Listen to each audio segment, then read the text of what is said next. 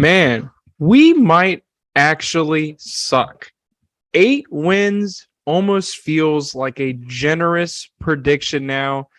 And as far as quarterback one is concerned, everybody listening and watching, I'll take my flowers now. The Commanders wore all black on Sunday, and it was a massacre as far as I'm concerned. But here we are at the funeral party, as you can see in the background. And welcome to the 90th edition of the Sidelines Washington podcast, where we take command for the Sidelines Sports Network. I am your host and head of NFL operations here, Parker Hamlett. If you're listening to us in the audio realm, guys, make sure you guys follow, subscribe, leave us a rating and review. If you're watching us on YouTube, you see my little backdrop right here. It's a little bit morbid. Make sure you guys subscribe and click the bell, of course, as always, to turn on notifications. We've got exclusive YouTube content coming up, as always, here for our post-game pod, week 4. Commanders fall to 1-3. Last in the NFC East after a 25-10 loss in Jerry World. But hey, at least Dan and Jerry got to take some cute little pregame pictures together in that crisp 80-degree stadium. If you came here for blind optimism or fan policing, this is not the podcast for you. Commanders lose 3 straight to Dallas. Dallas has won 5 out of their last 7 against the Burgundy and Gold. They now lead the series all time 76-42 or 45-2. Today obviously going to be a lot of negative talk overall, but thinking about it now, I mean, we're already in mid-season form here. But as always, we're brought to you by our sponsor as well, Prize Picks. Make sure you guys download the free Prize Picks app today. Use our limited time offer, promo code SSNWFT for a $100 instant deposit bonus match. Download the free Prize Picks app today and get the party started. Take advantage of our limited time offer. But joining me to revel in our misery, as always, after another loss, is a very special guest. I just missed him week 1 at FedEx Field. Wasn't going to pull a Miami Dolphins and roll him out before he was medically cleared, but it seems as if he is good to go. My man, host of the On the Warpath, Corey Sanchez. Corey, hopefully you feel a lot better than this team looked. Well, no, I feel like I got punched in the nose, kind of like this team did, and then more. It's going to be interesting when people are listening to this, and they're going to see, like, I didn't know Wilford Brimley was black, so, it is what it is. But let's talk about the diabetes testing supplies that is the Washington Commanders, though, Parker, and appreciate you having me on here, bro. But, no, I mean, we talk about blind optimism. I'm not gonna give you your flowers just yet, because you put that up in Carson Wentz's head where you said, "Hey, I hope I'm wrong about you." Like I said, y'all, the man has iron. So the director of Longwood football, it has some stones to go on there, and I say that to the man. Although you were right. And then shout out to Scotty Abraham. People were giving him ham sandwiches and everything because of what he said, and it came out to be true. Like maybe it is too soon. That's a good point. Maybe it is too early to give me my flowers, right? Too soon. Yes. I will say, Carson, obviously amazing to have you on. If you guys are listening to this, I advise you watch just to see how much of a trooper Corey truly is for coming on the show today. Honoring our obligations here, but like he said before we came on, his family, it's what we do, and we're here to talk B&G, even when it is a tough loss. But, quarterback 1, I thought looked pretty good in that all blackout uniform. It was announced before we recorded our last podcast, Corey, that the Commanders were rolling out the All Blacks early. It was originally slated for the game against Minnesota in November, when I was actually going to, or still am going to. Felt like a very, very desperate move to me, Corey. What did you make of the black uniforms? Well, maybe about them coming out kind of early, kind of on last second notice. Obviously, they're available for order now. People more than likely not getting them until maybe mid-December. But how did you feel about that being announced kind of earlier in the week? Did that feel kind of like a desperation move to you, or was it more like a look good, feel good, play good kind of thing? Yeah, no, it wasn't anything about it. The whole damn week was about the black uniforms, Parker. It's a football game. It's a team that's 1-2 going into this game. We haven't been able to score offense. We couldn't bust a grape in Welch's backyard, and if they gave us a hammer and split them all over the place.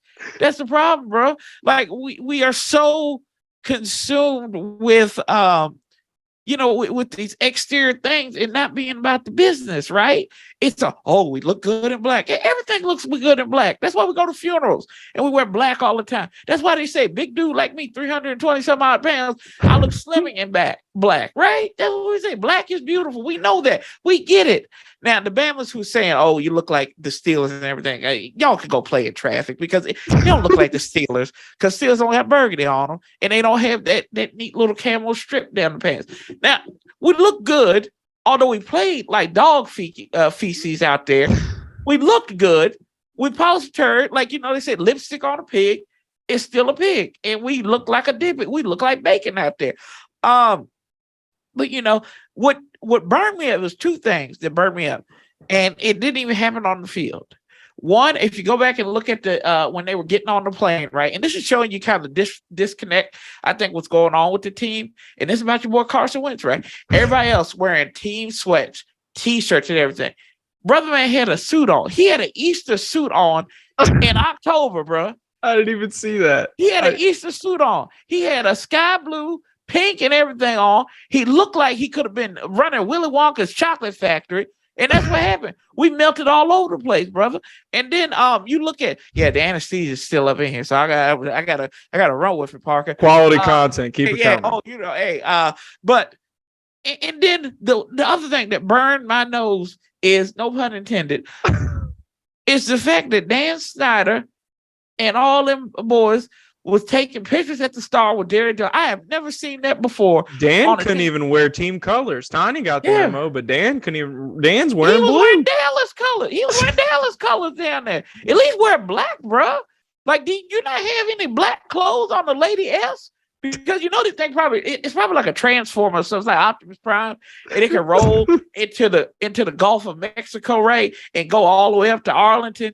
And just roll. They're like, who's that? This Dan Snyder's robo boat that was over in Israel last month. So, I don't know, but it's disheartening. We don't do small things. We don't do the little things right, the easy things right. We make easy look hard, and I don't know where it is. And then you got Ron F-bombing and S-bombing in his press conference. I'm like, where was this at? Where has this been at the last 3 weeks? Why don't you light up your team? Why don't you light up your – that's another thing. The accountability, Parker, is atrocious. We get it. I know the players are lacking. Bobby McCain should be sued right now for being on a football field. Kendall Fuller, I don't know who that man is wearing 29. That's not Kendall Fuller. Somebody's stealing money. That is a carbon copy. That is an imposter right there. That is not Kendall Fuller. Willie Jackson III. No, like, these guys aren't making money. Cole Holcomb, what you trying to do? It's your contract year. You playing. He is. And I get that he switched from Mike linebacker, but let's be honest. Cole Holcomb was okay, average at best linebacker before he moved over to the Mike spot. It's just, none of this makes sense. And I get the players doing it, but I think Jack got the message because I think the defense has played better in some spots. I think sometimes it's the talent deficiency that gets him. But what are the coaches doing? The reason I don't get it, why does Steve Russ still have a job? And the linebackers aren't communicating right? You only got two linebackers sitting out there. You got the easiest job of all the coaches, because you got to make sure two guys know their assignments in most part. Like, I don't get it. Making the easiest things look hard. Yes. And obviously, for those that aren't familiar with Corey, he's a lifelong fan on the Warpath. Obviously, you're hearing some great sound bites here. You can check that out over on his channel. He live streams all the time. Going to be on the show this upcoming Wednesday. Very excited about that. But I mean, you're hitting all the nails on the head, Corey. At the end of the day, this is a new level of ineptitude, a level of ineptitude that we did not see last year. Maybe we saw it in moments with Taylor Heineke, but you have a $28 million quarterback under center here. This was an offense with 3 legit wide receivers. You got your tight end back. Maybe you didn't expect this offensive line to underperform as poorly as it did, but I mean, you returned all your defensive starters, but to see them play at the level, like you said, it just looks like a different, it looks like they're, imposters out there, doppelgangers, Kendall Fuller, William Jackson III. I mean, these are guys that you're potentially talking about not even like returning next year because of how poorly they're playing. And we'll get into their grades here in a little while, but excuses are like assholes, like Montez Sweat said.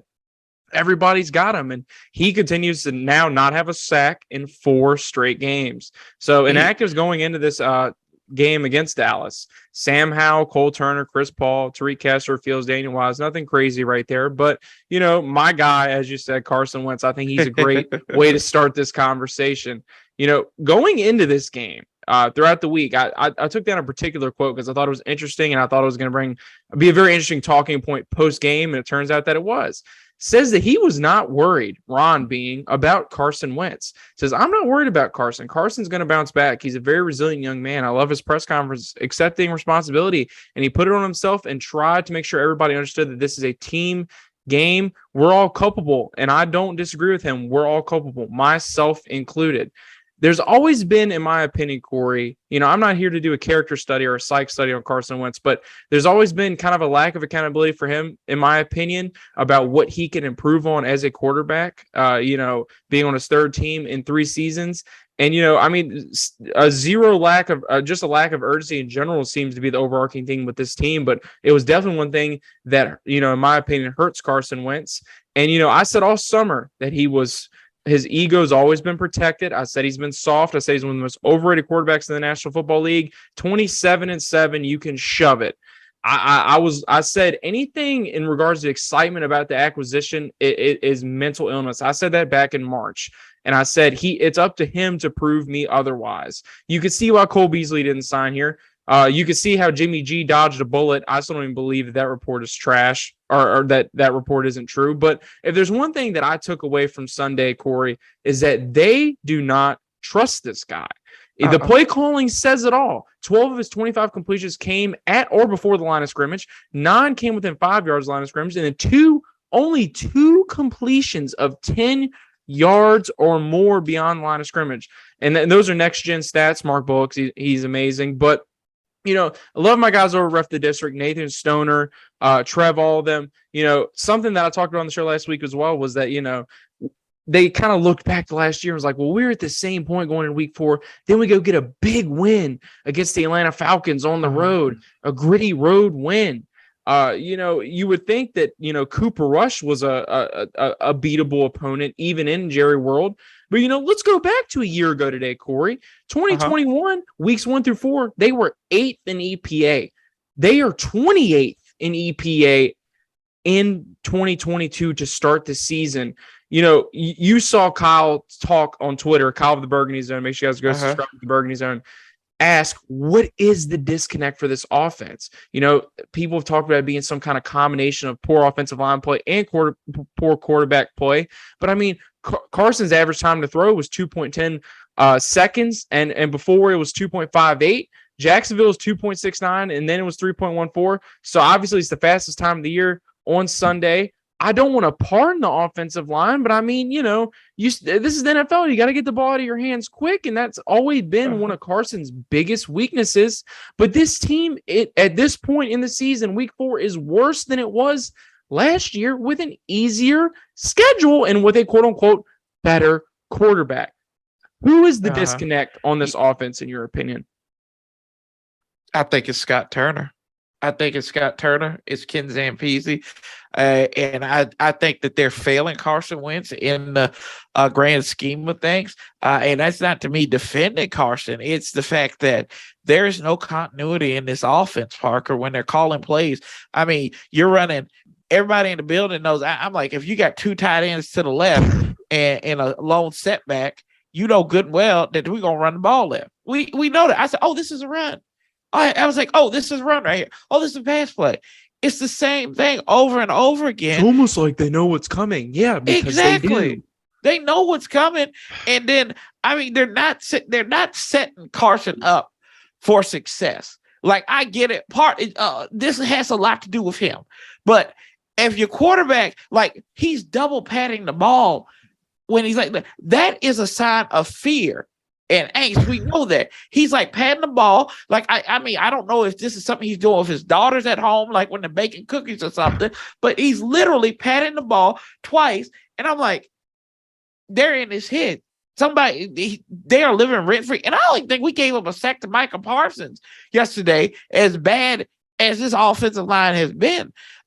You had I hate to use the term bum, but you had this Bama, Trey Turner, who didn't do anything the whole time in preseason, and they wanted to put him as a starter, but they couldn't. And they finally said he was wrong. They were wrong, and they put Sadiq Charles in there, who became the new turnstile up there. I'm like, make it make sense to me. Make the offensive play call and make sense. And then the penalties, that's discipline, man. We're undisciplined at the line. John Matsko and company, who I've sung their praises, him and Travell Wharton, they've got to get this right, man. Like, I just don't know where the disconnect is, but it's just being undisciplined. And then there's no accountability for Scott Turner, because we had last year, and I was kind of shaky about Scott Turner. And I'm like, more like, this is just like, yeah, this guy's he's not that good. Because you look back at Carolina, right? That offense, I'm freeballing this right now, but if you go back and look at that last four games in 2019, that offense averaged, I think, 3 to 4 turnovers a game in that last month. And we have not gotten better with that. He's finally got a quarterback that can make it happen. Like, that can make things happen.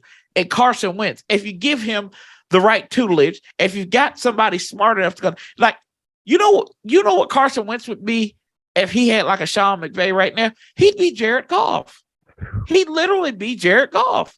And I mean, people don't want to say that, but I'm like, you need a guy. Ken Zampese, the only quarterback he's ever like really worked with, right, was Andy Dalton for the most part. And then when he became the offensive coordinator in Cincinnati, he was fired after 3 games because they were so damn terrible.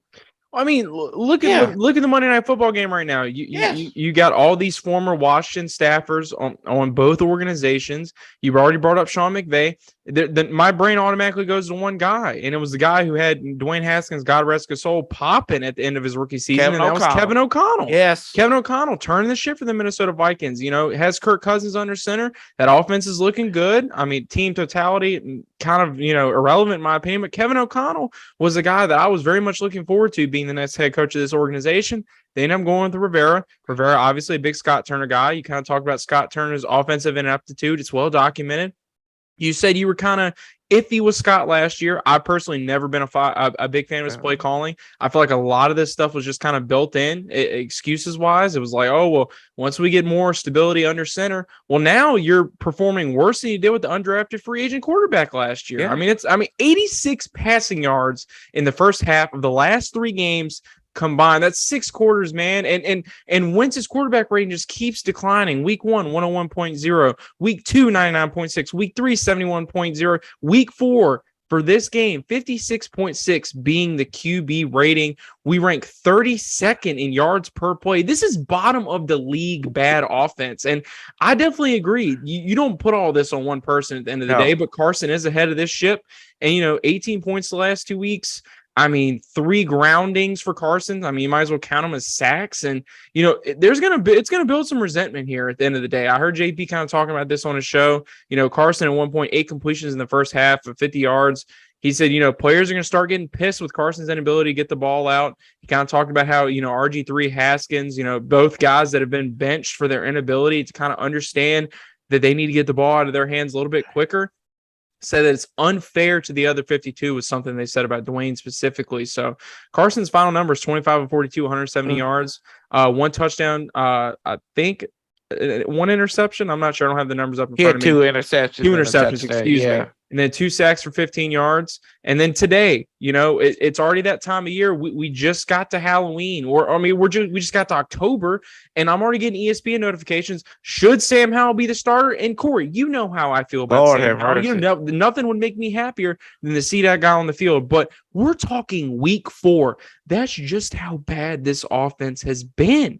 We are talking bottom of the league offense.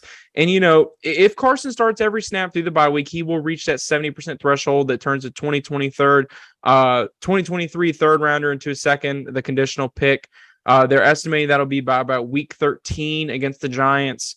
I don't know if I can make it this long watching this offense. Something has to change, whether it be the coaching staff, whether it be the quarterback. This is just an awful product, Corey, and it's just a disservice to content creators, fans, media. I mean, this is just an absolutely awful thing to have to watch every Sunday at the end of the day. I mean, these first halves, it's getting to the point where not only do the opposing defenses see everything coming, but we almost see it coming, and it almost makes it impossible for me to generate almost any excitement or even try to sell any excitement or optimism about what this offense can be, because they're just that bad early. I mean, so many people thought we were going to win this game because it's Dallas week, rivalry week. But my biggest thing was, what has this team shown you to even give you any sort of optimism in regards to them being able to pull out a win, And I mean, I'll say this. There is talk of Heineke. I think bringing up Howell is kind of ludicrous right now, just jumping over Heineke, who started all last year for Ryan Fitzpatrick, went down.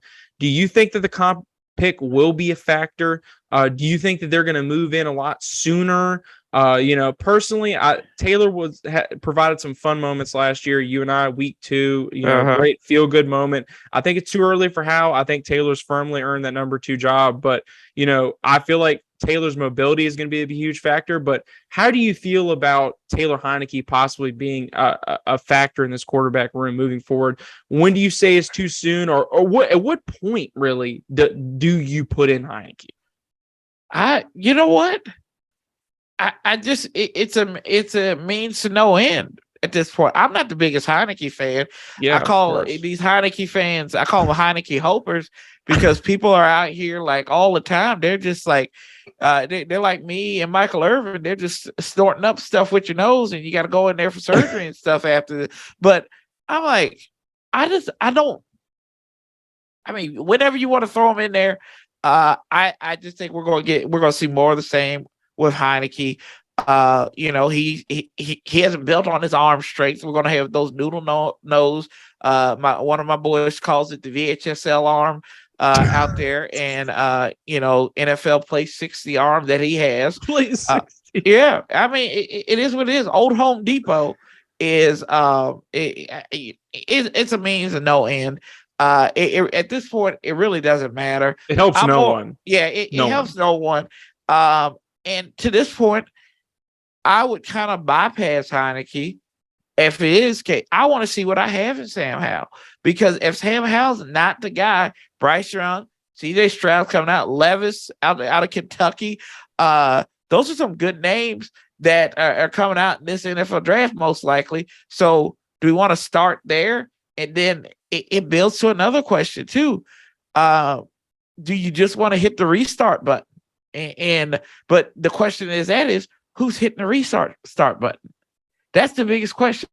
Who is it? Like I hear people talking all the time. They're like, we need to start the experiment to go get. We got to start the Sean Payton campaign. One, we've had retreads. We've had Mike Shanahan. We've had Ron Rivera now. Obviously, it's that doesn't work for us. No. And it might be up at the top. I don't know. But at the end of the day, like there's like, we're kind of stuck in this football purgatory right now, because we're damned if we do, we're damned if we don't. And we're just sitting here. We're the laughing stock of the league. Yeah, I mean, and these are laughing stock numbers we're talking about here. I remember before we played Philadelphia, talked about how Dre said that there was a lot of slurping up of Philadelphia, but this is just bottom of the league types of performances from the Commanders here. And I mean, we all know the stigma that follows. You and I have dealt with it our entire fan lives. Yes. But at the same time, it does start at the top. You talk about ownership. You and I don't think we're going to waste our breath with that. So Then it comes down to a matter of Ron, who has a monopoly of everything, including personnel. And, you sit here and think, are they really going to go swing on another veteran quarterback? Because something that I condemned this front office for getting Wentz, because it seems to me like they're scared to draft a quarterback and take that chance and invest, maybe like the San Francisco 49ers are, a trade up like the Niners did in Trey Lance, and really take that big swing. And, I remember referencing Shannon Sharp and Sharp said, hey, if I'm getting Lance, I better get an extension with it, because it is a process. But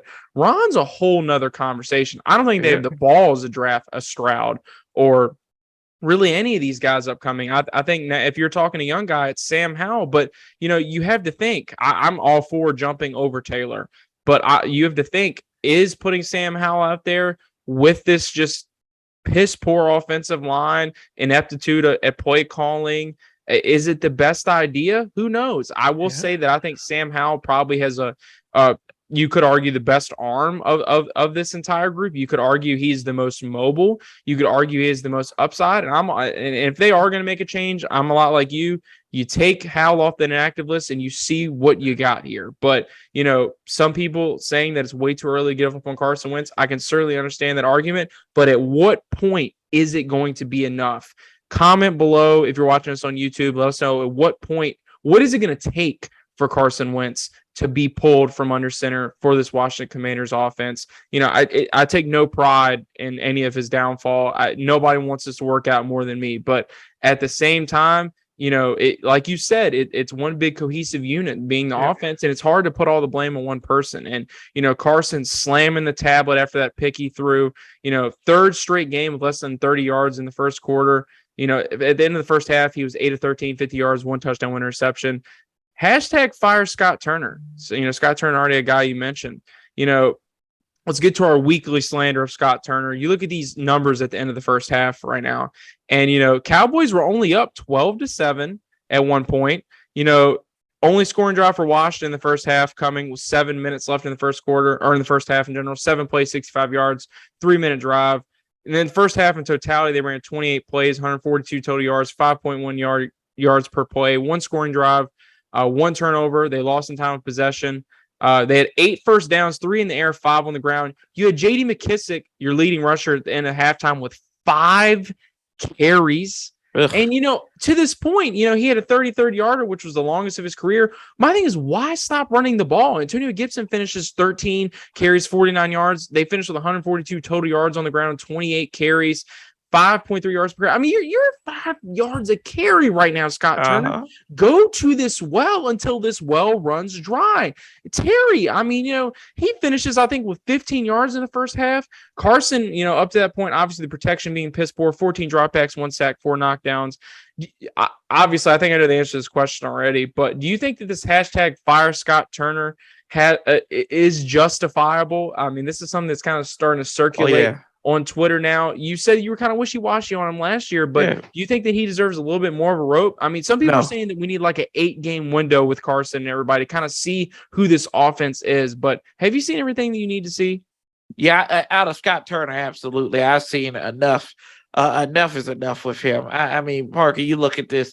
And they started reading on his runs too, right? I mean, you had, like we said, Jonathan Williams is not a threat out of the backfield when it comes to the passing game. But we're going to run like a pump fake pass and hand over to him. He's too cute with it, man. Yeah, it's too much motioning. It's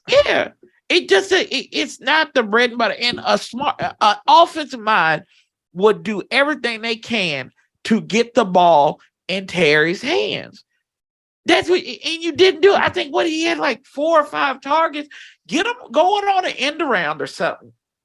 Where's this trick play? You talk about trick plays coming into the 2021 season. How many of these have we seen? The only one we saw, I can remember, is that failed gadget play that was almost intercepted in Detroit. Oh, that flea flicker. And then the timing of that call.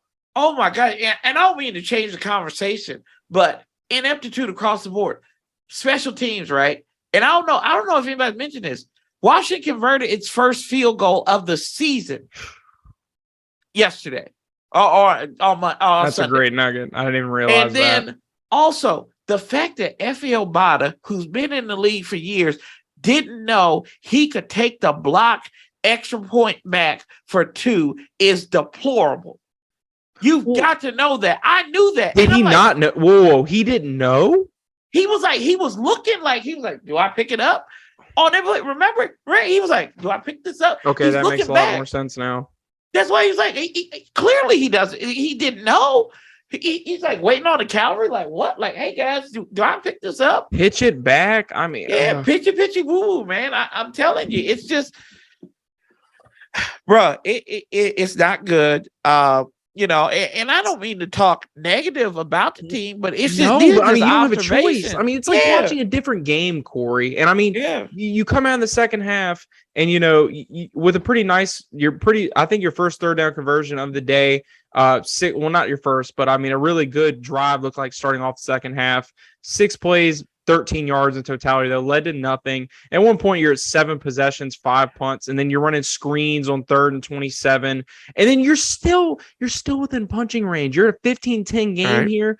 And it was crazy to sit there. I don't know whether you saw the graphic or not on the broadcast of what these teams did with their 44 play size. And just how much more offensive productivity Dallas was getting than Washington. And, don't even get me started on what the fuck Scott Turner is doing with the tight ends. I mean, Cole Turner was inactive, I understand, but Logan Thomas, getting a pretty sizable amount of targets, but I mean, nothing's coming out of it. No creativity with the big guy. But I mean, the problem is that you had a lot of people saying that Scott Turner was a head coaching candidate, someone that could be groomed up for something like that, but before the season started, he got his nice little extension. So like I said, some people saying he was head coach material. Let's take a look at these receiving numbers. We already talked about the running game, but Dotson had 3 receptions on 4 targets for 43 yards and a really nice touchdown. But I mean, breaking today, hamstring injury possibly out for a few weeks. I've seen everything I need to see out of him. I mean, he's breaking every record for a rookie receiver in Washington. Recorded his 4th touchdown, second most all time by a Washington rookie through 4 games. Curtis Samuel, who seems to be the focal point of this offense, who, like you said, I think could definitely be utilized more. 4 targets for 38 yards. 4 catches for 38 yards on 6 targets. Thomas, like I said, had 6 targets. Terry had 6 targets, but only got 2 for 15. You could argue that a lot of this had to do with Trayvon Diggs, who had his nice little seatbelt game over there. It just makes me think, man. Yeah. It really makes me think, about how we talked about how Carson had never had a number 1 receiver in his career, and him and Terry were going to make this Washington offense great again. And I'll tell you another number that jumps out at me. 3 targets for Antonio Gibson. You got to get this guy the ball in space. It's a former college wide receiver. They said it after the Jacksonville game. We need to create more opportunities to get Antonio Gibson the ball out in open space and just let him be a playmaker.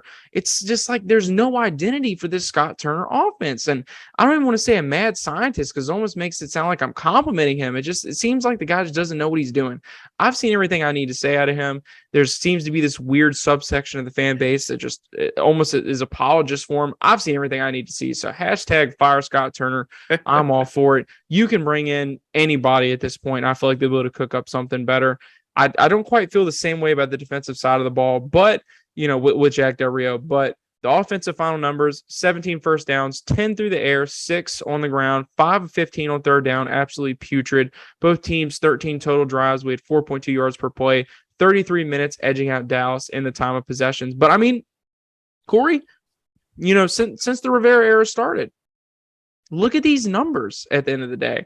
We have been 30th in scoring margin, 31st in half points margins, 28th in offensive EPA, 30th in yards per play, and 32nd in turnover differential. These are all bottom of the league in the quote-unquote Rivera era. So this is his guy, and he is at the top of the food chain here. You guys can talk about Dan all you want, but all this stuff comes down to Ron and who Ron likes. And if the Sam Mills firing shows you anything, he waits too damn long and too damn late to make the changes that need to be made. So let's move on to the offensive line and talk about some of these PFF grades. Leno got a 74.5.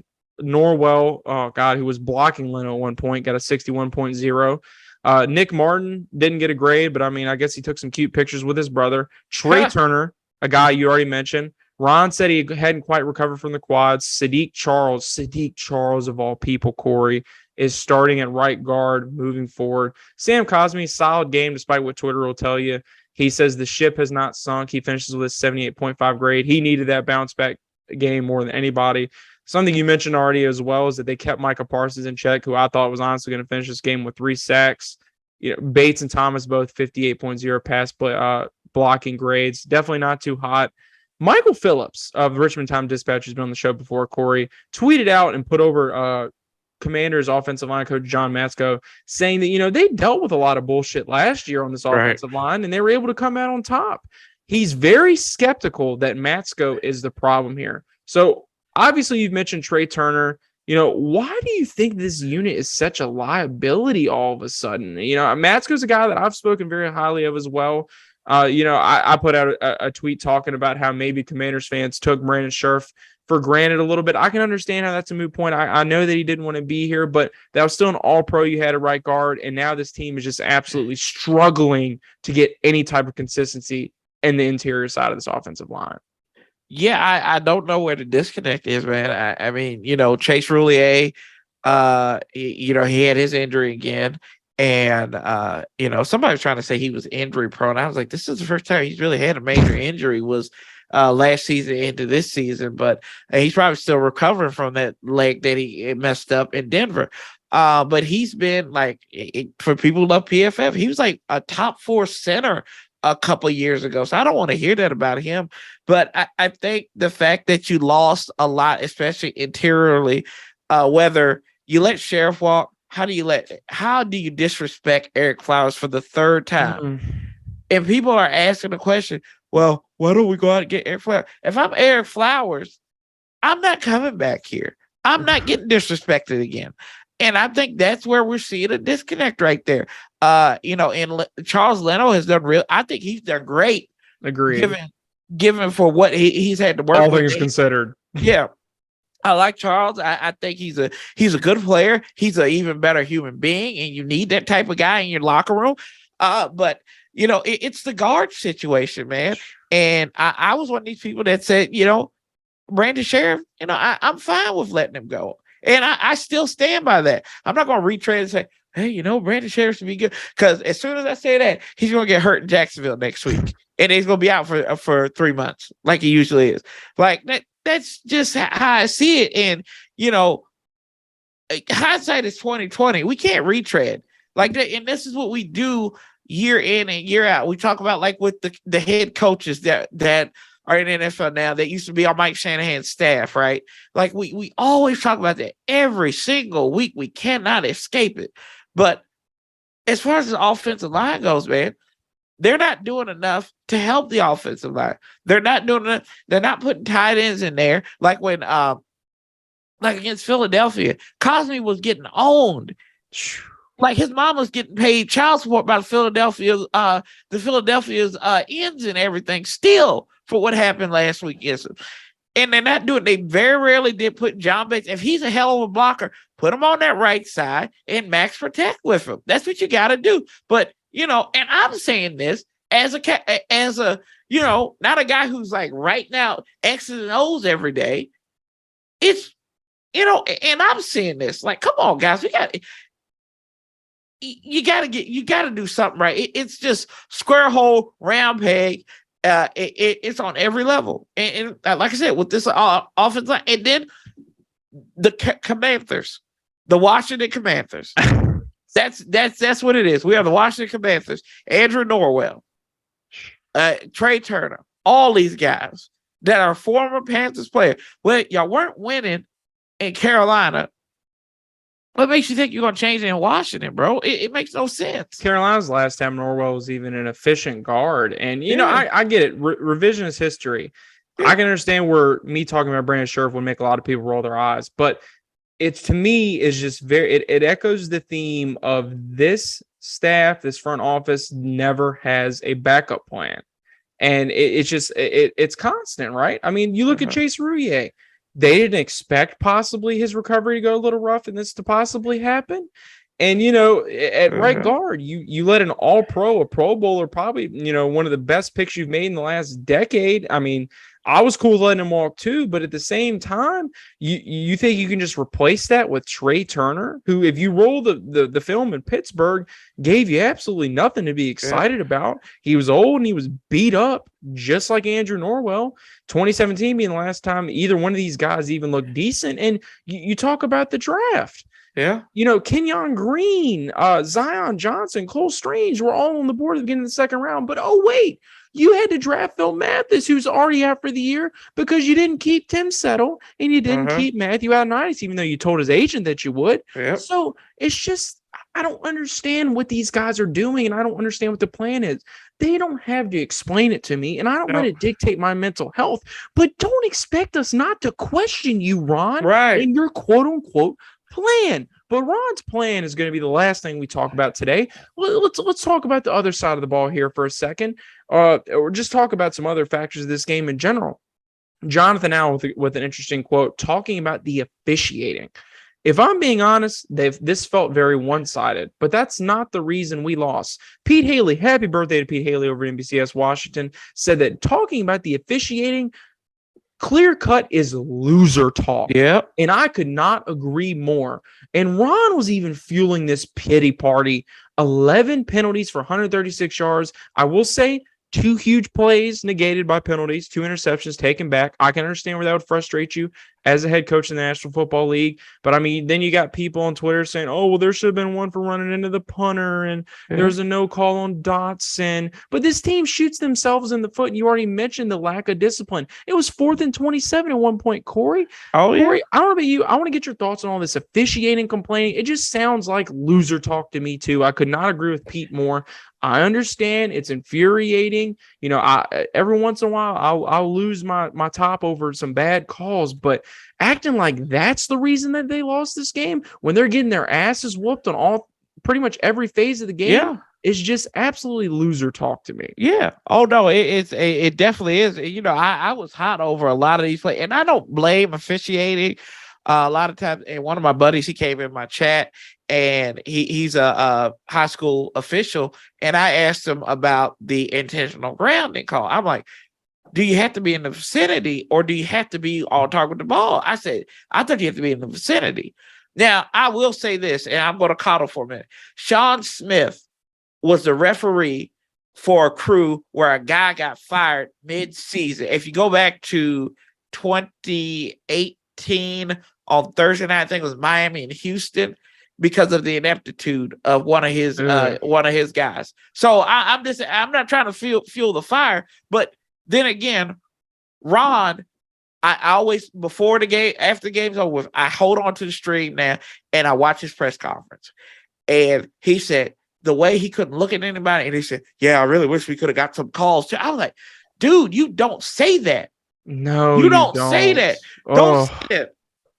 Do not say that. Like, you got your ass handed to you with this brand flake offense that you were just like I was listening to Kevin Sheehan this morning as we get ready. We were driving down the road from a surgery, and he was talking about, I really liked Ron's plan. They tried to do a game plan that that was in front of them, and it just gave them the best opportunity. The best opportunity of what? Not to almost lose. That's what that game plan was. It was game plan not to almost lose. That's what it was. And guess what? We got our teeth kicked in. That's exactly what happened. You can play your worst game of the year on offense and still be in this game come the fourth quarter. That's just how bad we are. Look at how bad Tampa Bay played and only lost by 10 on Sunday night. Look at that. And, the defense, let's go and transition to them. Cowboys going up. Of course, they get a field goal to start the game out, and then they get that touchdown to Michael Gallup, who might I add, Michael Gallup was kind of a late development. He comes into this game, 29 receptions, over 400 yards, 4 touchdowns, Commander's killer, if you will. But I mean, like I said, this was still a very close game come the end. You could argue that, this Commander's defense the last 2 weeks has been bended, but it hasn't exactly broken for the majority of it. Cowboys were 1 of 5 on third down at one point. Zeke only had 36 yards on 11 carries at the half. They made Pollard a non-factor. CD only had 50 yards at half. Cooper Rush, coming into the fourth quarter, though, 122.3 passer rating. He finishes the day 15 for 27, 223, 2 touchdowns, 0 picks, only getting hit one time for 6 yards on the day. So, I mean, you just kind of take a look at some other numbers as you close out this Cowboys offensive performance in totality. 19 of 49 for Zeke. Pollard, 7 attempts for 6 yards. I predicted a big game for him. I got to chill out with all those bold predictions. But receiving game, CeeDee Lamb got his eventually. 6 for 97. I think on 8 targets, 30 being the long one. Noah Brown, big man, having a big day, 3 for 61 on 6 targets. And then Gallup, 2 for 24 on that touchdown I was referencing earlier. Only allowing 223 yards through the air, 2 touchdowns, 45-yard being the long one. Explosive chunk plays obviously was a big talking point leading into this game. Some defensive leaders, Jonathan Allen, who continues to just be a national treasure for this Commanders defense. 8 tackles, 1 sack, 4 TFLs, 1 quarterback hit, 1 batted pass. PFF grades, Cam Curl, 92.3. Solid game for him all around, despite the outcome. Montez Sweat, even though he's not getting the quarterback, 81.0 PFF grade. And then Derek Force, who's just looked incredible so far to start the season, at 7.6 PFF grade. I'm definitely not blaming this side of the ball, even though I wouldn't say they haven't looked the best. Right. What did you make of the defensive performance overall? Obviously, Jack Del Rio has been someone who's been under constant scrutiny. It seems like the pendulum started to swing towards Scott Turner. But what did you make of the defensive effort overall? D's get degrees. That's basically what it was. D's get degrees. They passed. That's exactly what it did. They had a passing grade, and whether it's a D- or whatever. But you talk about Cam Curl, right?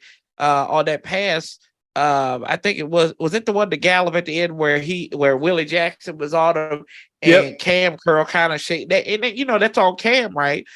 He's got to be the help. He's got to be that safety help over there. So that's a big play in the grand scheme of the game. But how do you let old compact disc Lamb just eat you up? Like, I mean, there was one point where it was like 3 plays back. It was 3 plays in a row, crossing routes. It was a simple drag route, Parker. That's all it was. It's all they were doing. And they could not stop it. They got linebacker matchups on. They had Jamin on them, had Cole Holcomb on. I'm like, guys, what in the ham sandwich are we doing, fellas? It made no sense. He had his coming out party against us. And I mean, I think 56 of those 97 yards was on that one drive. It's somebody new every week. It was Devontae Smith's frail ass last week. Slim they Reaper. had Mr. Feed the Children on there. They had little Mr. Feed the Children eating us up, eating Kendall Fuller up. Oh Kendall my Fuller, gosh, bro. I don't even know this. Woo. 41.2 PFF grade for Kendall Fuller. Gosh. Oh my God. Benjamin St. Jude, 66.2. William Jackson III, 53.6. Bobby McCain, like you said, should be charged. 51.3 PFF grade for him. Second level, these linebackers, man. You already talked about Cole Holcomb. He finished with a 59.8 PFF grade. Jamin with a 56.0. Jamin constantly, apparently, always being on the most explosive player on the field. This one being this week, CeeDee Lamb. I'd place prop bets on anyone or on any of these explosive receivers that the Commanders are facing throughout the duration of the season, because they always have their big game against us. And William Jackson III, you had Pac-Man jump. Pac-Man cooking you on the timeline, man. Yeah, just absolutely embarrassing. And William Jackson III, after the game, had some comments. Said, I was thinking I had a guy in the middle of the field on the Lamb touchdown, and I was just going to play it outside, but they did a good job creating a 2-2 and taking the safety out. He even complained about the officiating. I don't know about you, Corey, but real quick, before we move to Ron, I saw some people throwing some hands up on that William Jackson touchdown to Lamb. Do you think that this defense is a little bit better without William Jackson on the field? Maybe with BSJ having an increased role? Or you think maybe there's some animosity in this secondary? Because I'm kind of starting to see some symptoms. Yeah, I think it might be kind of treated that way, because Juice played well. He doesn't need to be playing on the inside. He's been the best corner by far over the last 4 games, and it's not even close. And there might be some animosity there. I think that Kendall Fuller needs to be moved to the inside, because he's still on the outside. What are we doing? That's like back in 2016. Josh Norman was your best corner. You spent all this money on him, and he's covering the number 2 guy. Like for the first 2 games. Man, it was that primetime game against the Steelers. He was chasing everybody but AB. Yeah. Everybody. Yeah, so I'm like, it doesn't matter. The names can change, the team name can change, the head coach can change. It seems like it's the same stuff over and over again. I've said this all the last 2 weeks. I have seen less self-urination in a damn nursing home than I have seen with the Washington Commanders. It's like we sit here with the pissy diaper on all season long. And then it's like, well, what do you want them to go to the podium and say? You know, they got to play better. We get it. But I mean, it's just they're beating. It's a broken record at this point. I mean, just miscommunication. And let's get to the final nail in the coffin of the funeral party here. And that one being Ron Rivera, who a lot of people after this performance have just quite frankly given up on. His vision is in question after falling to 1-3. He started 1-6 and 2-6 the last 2 years. He said it's time for this team to take another step, Corey. He says, you see enough to tell you to play better. We should play better. Well, no shit, Captain Obvious. And, you know, Corey, you had probably the quote of the week in regards to Ron. You said, I have more confidence in a home-cooked meal from Jeffrey Dahmer than Ron's plan right now. Dahmer's great, by the way, if you guys haven't checked that. Check that out already. I'm probably going to watch it after this. It's better than watching Commanders football right now. But, you know, 5-15 to start these past 3 seasons, 12 of those 15 losses by 2 possessions or more, no leads in the last 3 games. Some Tim Meek statistics right there. You know, Ron said last year, everything we need is in this room, and it's painted all over that locker room. But apparently we need a hell of a lot more than that because we are 2-6 since then, according to Grant Paulson. If it was up to him, Jay Gruden would still be the head coach, but that's a story for another day. You know, let's sit here and talk about this fan disgruntlement here as we close out. Ron had a very interesting statement, a very long-winded one, so bear with me, but I thought it was some very interesting stuff that's here, and I want to get your thoughts on it. He said, well, I'll tell you right now, a lot of things that I do is not dictated to me by what's out there on social media. I like to believe I'm responsible and understand enough to know that the fans are going to be frustrated.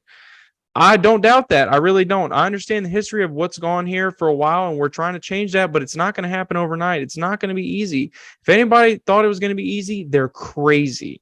I honestly tried to get that across last season, but let's be realistic about it. I get it. I understand it, and we're going to keep playing hard. That's the only thing we can do until we get the situation and to the point where we believe that that we are where we need to be. Everybody's in place. Everybody's healthy. Everything's rolling. It's not going to change. We're going to continue to work hard and continue to try to mature and grow as a football team. This is going to take time. It's a process. Now, how much time do we have? That's up to you guys. Whatever, however, and whenever it's looked at, if we can paint a picture of hope, we can paint a picture of growth and development, paint a picture of doing things the right way, we got a chance. That's what I'm going to preach to our players. You know, we're going to focus in on what we do and what we got to do. Like I said, I understand. I respect their frustration as fans. I get it. Shoot, I was in Carolina when we showed up and they were 2-14. I heard the frustration. We work our butts off and try to get where it was. You know, I got there. I understand everybody's frustration, especially how proud this organization is. This organization's got 5 championships. You fucking kidding me? I get it. I understand how important it is to win. Okay. But I also got to be realistic with what we have and what we're going to do. That's great talk right there.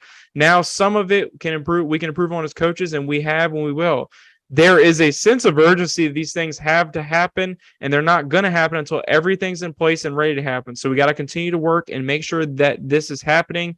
As far as the players are concerned, they got to continue to grow. They got to mature. They got to understand what their responsibility is as well. So yeah, we get it. We understand it. It's the average fan on the street, or whether it's the average fan on Twitter or social media that wants to gripe. That's great. They're entitled to, but understand. We understand it. We get it. When you're in the league long enough and you've been doing it as long as some of us have, you know, with the downs, things are going to get tough, and with the ups, things get happy and everything's going to go well and everybody's enjoying life. So we understand what's at stake. We're going to continue to work hard, keep pushing the same direction. When it's ready to turn and flip it, and we got to do everything we can in the meantime, try to expedite that. What do you make of just this plethora of words that I really don't think have much meaning, but there were some interesting things in there, and I've been dying to hear your take on this, Corey. There's been a lot of fan policing, a lot of people questioning Ron's vision, obviously the civil war amongst the fan base, and he talks about Carolina where, you know, you look over there now and Rule's already lost the locker room. What are your thoughts on Ron Rivera's, you know, entire, you know, rant to the media today? To quote Will Smith, loosely, keep the fans' name out your mouth. Keep the fans' names out your mouth, because that's what you do all the time. When you get back to the hole, he's like, I understand the fans. We get that. Like, if people out here who say, we demand an apology. No, I don't need an apology. I need you to go out there and win.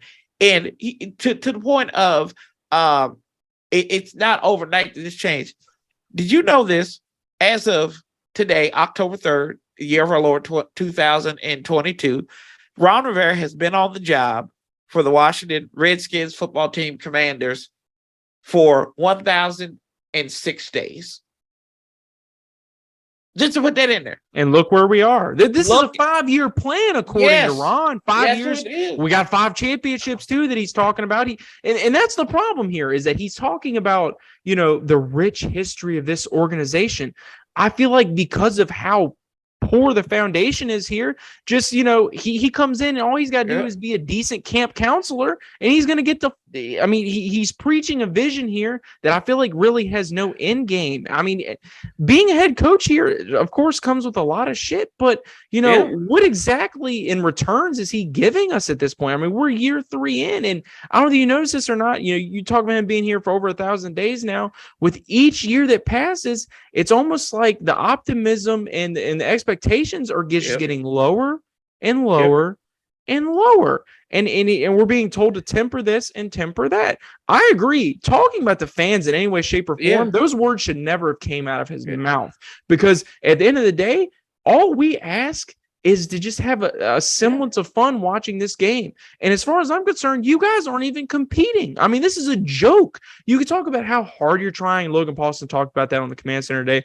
Well, these guys go out there, they're competing, they're trying. Well, I don't know about you, Corey, but, if I was the casual fan or the Twitter fan, the people that Ron's throwing into these designations, I want to turn this game off at halftime 9 times out of 10 the last couple weeks. So, I mean, I agree with you 100%. You keep the fans' names out of your mouth, because as far as on-field product, we already know this team's a mess off the field. But on the field, your guys aren't showing up to battle, Mr. Take Command, former military Boy Scout. I don't know, man. Ron is a guy that, from the very beginning, I've had his back, and, I've tried to understand the vision. But at the end of the day, all he really offers is just a little bit more stability than we didn't have here. I think that we're a better organization, but I don't think we're a better football team. So, I mean, and then, he talks about the things that he told the locker room. Oh, we're improving on this. We're better against the run. I don't buy it. And I think at the end of the day, all he wants or all he needs is for Dan Snyder to buy his bullshit. And I think as long as Dan's buying it and he's on one of his 2 boats and he's keeping everything at bay and Dan doesn't even have to worry about football, I think that Dan's going to buy into that 5-year plan, and it doesn't really matter what us fans got to say about it. But, if there was a general consensus right now, Ron Rivera, I think at this point might actually be on the hot seat. And, I mean, as far as positive is concerned, Corey, because, I really do wish we were talking about a win right now. We were updated a little bit by Ron today. Chase Young, possibly a midseason return, but Ryan Robinson Jr., who was recently shot twice in D.C., being activated off the NFI list, possibly playing this Sunday, full participant in practice. Hopefully he's going to bring some life to this offense, because God knows they need it. Is he calling plays? Is Brian Robinson going to be calling plays? I mean, don't hold your breath, then. Don't hold your breath.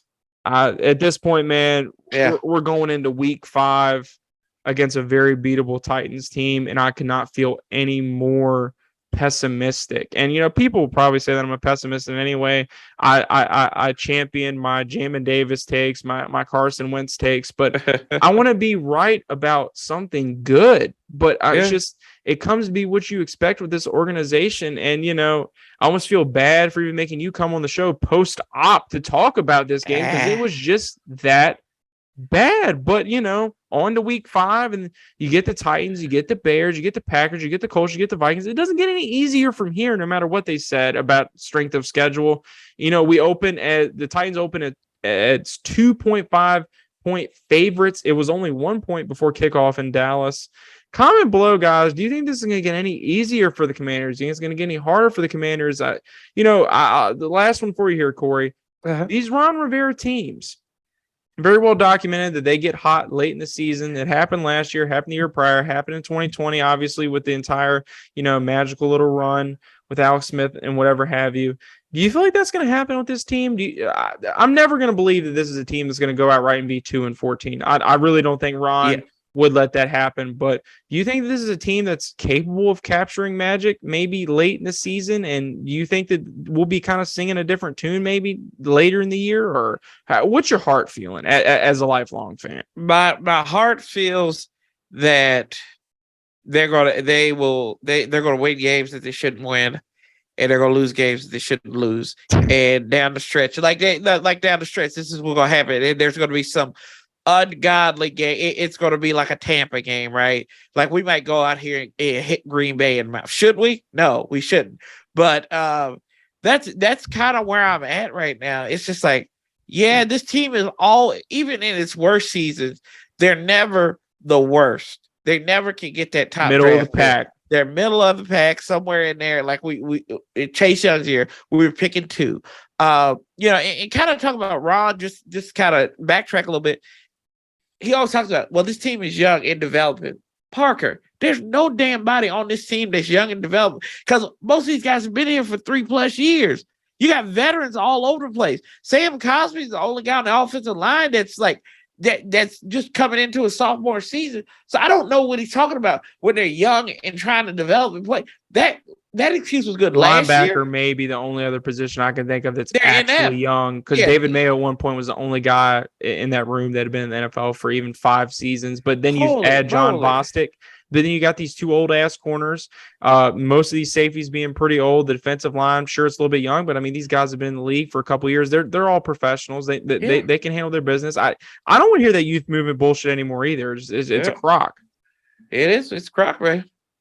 So, I don't know, man. I wish we had some more positive things to say, but I mean, obviously losing to Dallas just sucks in general, but you knew it was going to be tough sledding when you go to Jerry World. But at the end of the day, all I want, Corey, and I know all you want, all Commanders fans want, is just to see this team compete. And that was the expectation this year. You get the quarterback, you have the weapons on offense, and now it's the car won't even start. I mean, it's you don't even and you don't even know what's wrong. The check engine light's on, but you can't quite pinpoint what's wrong with the car. So I want these wheels to start turning more than anybody. But at the end of the day, you got to call things like you see it. And if you came to listen to some positive Commanders talk, and you made it this far, I'm sorry, but at the end of the day, that's just where we are here at week 4 of the season. And man, did I not expect things to be this dismal this soon. But unfortunately, this is all the time we have on the Sidelines Washington podcast. If you're still here, like I said, thank you very much. If you're watching, make sure you guys subscribe, do all that good stuff. Corey, obviously we're hitting the hour here, man. I couldn't thank you any more for joining me. Obviously, you were under the knife today. It's absolutely crazy. Like I said, obviously, thanks for joining. Pumped to be on your show on Wednesday. Please tell the Silent Washington listeners where they can find you, brother. Yeah, you can find me on all social media platforms at Sanchez 405, and also here on YouTube at on the Warpath. You just go on the Warpath and you'll find me pretty easily. Talking Commanders. We always trying to make people laugh, even in this dismal time, because there are some bright lights somewhere. I think we gotta go change the bulbs. I think I can get to Walmart. But just tell them the Black Wilford Brimley sent you there, and only you can prevent forest fires. That made no sense. That's the anesthesia talking. But I appreciate you, Parker, for having me on. Hey, the anesthesia can talk all night long. Obviously, some of that stuff on the Warpath cracks me up so much it shouldn't be free. But like you heard the man on the Warpath, I'll be on the show this week. As far as Sidelines is concerned, SidelinesWFT@gmail.com. If you're interested in being a contributor, send in 125,000 on Twitter right now at Sidelines Sports Network. So make sure you guys get on and join the family. We're always looking for new people. As far as Sidelines Washington is concerned, Sidelines_WFT on all social media. You click the link tree in the description below. Whether you're watching to us, listening to us, you can find everything Sidelines Washington by clicking the link tree. We got a big announcement upcoming, guys. A new way you're going to be able to experience the Sidelines Washington podcast, something we've been cooking up with the SSN. Really excited to share that with you guys when we can. Hopefully that is on the horizon. A lot of football left, guys. A possible bullshit win streak in the fold here. We'll be back. Obviously, we're Tuesday, Thursday kind of thing in the regular season. We'll be back in 2 days on Thursday with a very special guest to preview the Week 5 matchup against the Tennessee Titans. Don't forget, on the Warpath Wednesday as well, me and Corey are going to chop it up again live. Make sure you guys show up, represent in the comments, and let's get the conversation going. There's got to be some light somewhere, like Corey said. But until then, this wraps our post game. This is the SSN signing off. Peace.